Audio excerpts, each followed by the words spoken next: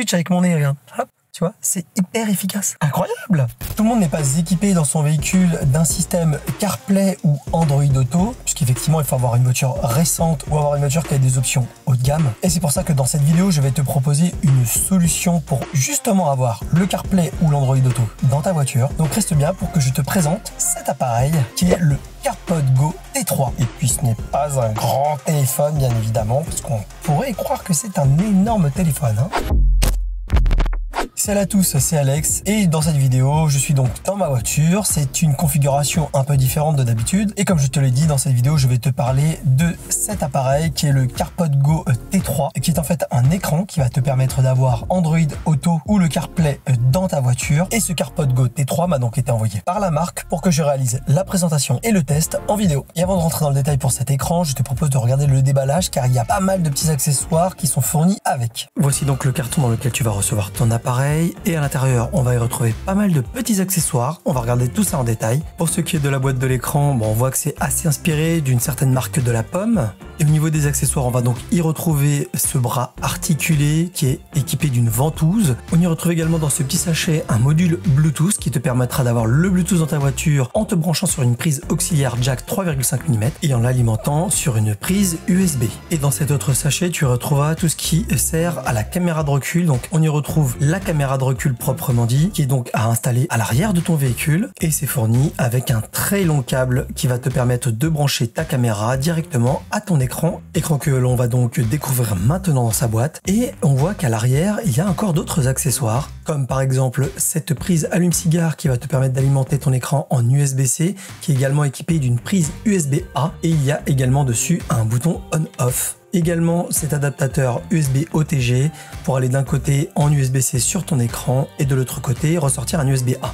Quelques autocollants double face, également ce pad qui a une partie double face pour fixer sur le tableau de bord, un autre support de fixation avec un système de rotule, il suffira d'enfoncer la rotule dans le système et puis de le fixer sur le tableau de bord ou autre part et puis de l'autre côté tu fixes ton écran, un manuel d'installation et d'utilisation qui est écrit en anglais et par contre ce manuel je trouve qu'il est pas très intuitif au niveau de ses explications. Allez, il est temps de découvrir l'écran.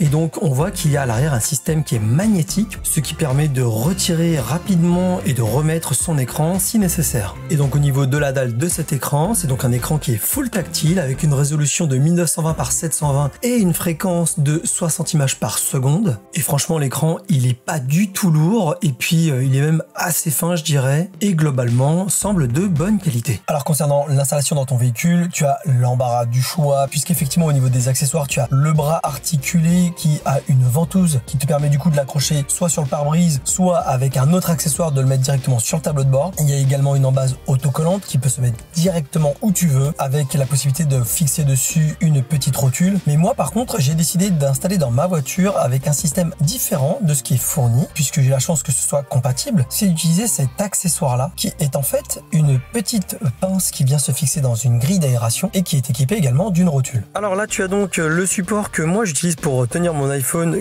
15 dans mon véhicule et donc c'est un support MagSafe. Par contre je vais le démonter pour te montrer un peu comment c'est fait derrière. Ça vient en fait se fixer dans la grille de ventilation. Donc moi je suis dans une Volkswagen, hein, c'est fait comme ça. Et donc voici la partie mâchoire qui vient se fixer là-dedans. L'avantage c'est que ce système est aussi équipé d'une rotule qui va donc pouvoir s'adapter sur le système de l'écran. Pour ce qui est de l'écran, en fait il y a cette partie là qui vient s'aimanter à l'arrière de l'écran et donc ici la possibilité d'y insérer une rotule. Du coup en termes de fixation tu peux très bien utiliser cet accessoire qui est donc en fait un bras qui vient se fixer directement sur le pare-brise et donc tu peux le régler à l'endroit que tu souhaites et si besoin tu peux utiliser un autre accessoire que tu vas coller sur le tableau de bord ou un autre endroit de ton choix, soit pour venir y fixer ceci dessus ou avec un autre système de rotule. Pour ce qui est du branchement électrique, tu peux donc soit passer par cet adaptateur prise allume-cigare qui est fourni, qui a donc une sortie en USB-C et qui viendra se brancher sur l'écran. Donc tu as largement de la longueur de câble pour venir jusqu'à l'écran et donc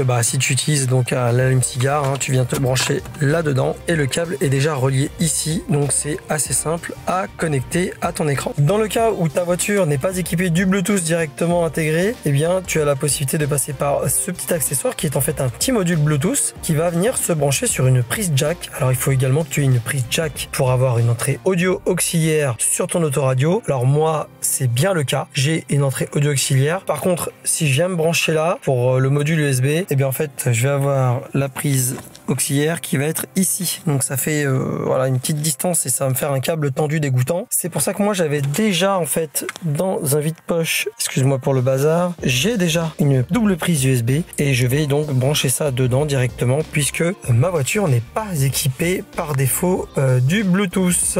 Donc là ce que je vais faire c'est que je vais rapidement te montrer comment j'installe dans ma voiture cet écran et tu vas voir c'est hyper rapide. Allez, je te montre ça déjà avec le module Bluetooth. Donc j'ai branché sur mon port USB le Bluetooth. Moi, au lieu de brancher la prise allume-cigare, je vais l'enlever tout de suite. Eh bien, je vais utiliser le deuxième port USB que j'ai juste là, par lequel ressort un câble USB-C de recharge. Je vais venir brancher ma prise jack juste là. Ce que je vais faire, alors je vais le faire rapidement. Je vais démonter mon petit système là d'attache téléphone. Je ne vais garder que cet élément là et cet élément avec la rotule je vais donc le fixer ici comme ça je vais avoir l'écran à peu près centré. Alors évidemment il n'est pas vraiment conseillé de bloquer l'accès au warning, donc si tu peux le mettre autre part et pour éviter que ça te gêne au niveau des warnings, mets-le autre part. Moi je vais tester comme ça pour voir. Donc je mets ça là, je vais donc prendre mon embase pour mon écran, donc je vais desserrer un peu ici. En plus tu vois je fais tout à une main, hein, c'est incroyable. Je vais le clipper là-dedans, clac, je vais le serrer à l'arrière. Alors là pour l'instant je vais le mettre à peu près comme ça. Je vais prendre mon écran et je vais y connecter l'alimentation dessus. Voilà, le câble est donc branché et en fait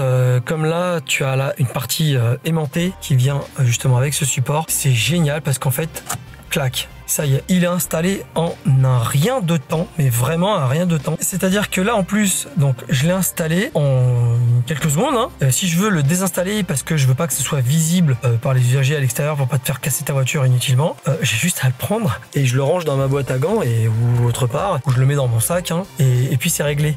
Là, tu vois, je le remets, clac. C'est, enfin, on n'a rien de temps. Là, ça bougeote un petit peu parce que je l'ai pas parfaitement serré derrière. Donc, je le réajusterai bien évidemment comme il faut après. Et donc là, maintenant, je vais mettre le contact.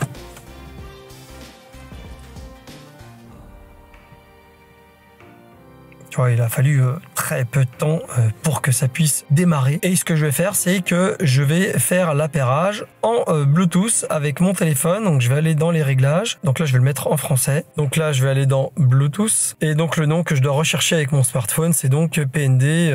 Donc, on va faire ça très rapidement. PND et Car Music, ça va être le petit module également. Tiens, jumelé. Donc là, il me propose d'utiliser CarPlay. Je dis oui. Et juste derrière, waouh, ça marche direct, hein. Très efficace un CarPlay. Comme tu peux le voir, hein, franchement, l'écran il est smooth, il est fluide. La qualité d'image est vraiment très bonne. Alors peut-être que le rendu là, dans la vidéo, il va pas être aussi bon que ce que moi je vois avec mes yeux, mais sache que dans la réalité, la qualité d'image est vraiment très bonne. On a 700 nits d'éclairage, donc ça veut dire qu'en plein jour, on voit parfaitement l'écran, hein. En plein soleil, tu verras parfaitement ton écran. Il y a aucun souci à ce niveau-là. Donc ça, j'ai changé le logo. Voilà, le logo, tu peux changer et mettre la marque de ta voiture. Donc moi, j'ai mis le logo Volkswagen. Au niveau du fonctionnement, donc soit tu fais le double Bluetooth, c'est-à-dire tu te connectes et en Bluetooth à l'écran et en Bluetooth sur le module qui est en USB, qui fait Bluetooth, qui vient se brancher sur la prise jack, ce qui est vraiment très confortable. Et si jamais tu n'as pas la possibilité d'avoir du Bluetooth dans ta voiture, tu n'as pas de prise jack pour te brancher en auxiliaire dessus, il y a tout simplement d'autres choix qui sont l'auxiliaire, qui est en fait la prise auxiliaire qui est vraiment derrière l'écran. Il y a une prise jack 3,5 pouces. Donc là, à chaque fois que tu as changé les settings là, ça va redémarrer pour réinitialiser avec les bons paramètres. Hein. Donc là maintenant, il me l'a mis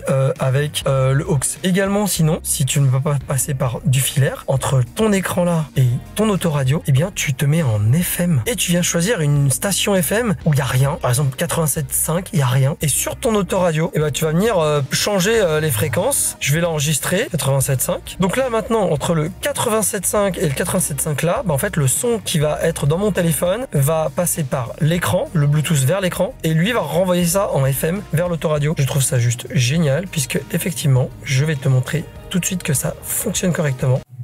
Je vais remonter le volume. Voilà. Donc là, c'est le son du téléphone, hein. Je ne te mens pas.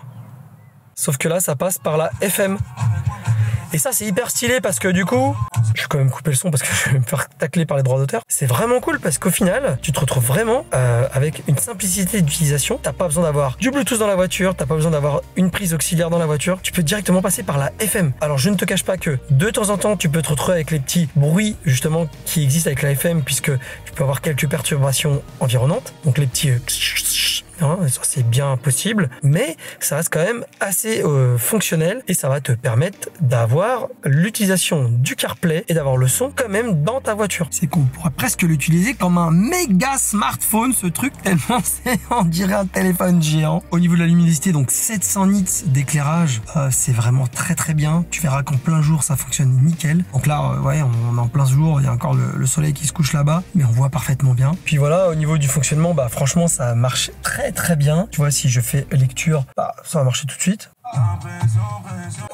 Cette fluidité de l'écran, bah justement, elle est du fait que ce soit un écran en 60 Hz, donc 60 images par seconde. Puis là, ouais, vraiment, c'est pas mal. Hein. En tout cas, c'est beaucoup plus efficace et beaucoup plus rapide et plus confortable que mon vieil écran Volkswagen. Hein. Voilà, en tout cas, j'espère que cette vidéo t'a plu. Pense à lâcher un like si tu as apprécié cette vidéo. Pense également à t'abonner à la chaîne si c'est pas déjà fait et à activer la petite clochette des notifications. Et je te dis à bientôt dans une prochaine vidéo. Allez, ciao ciao.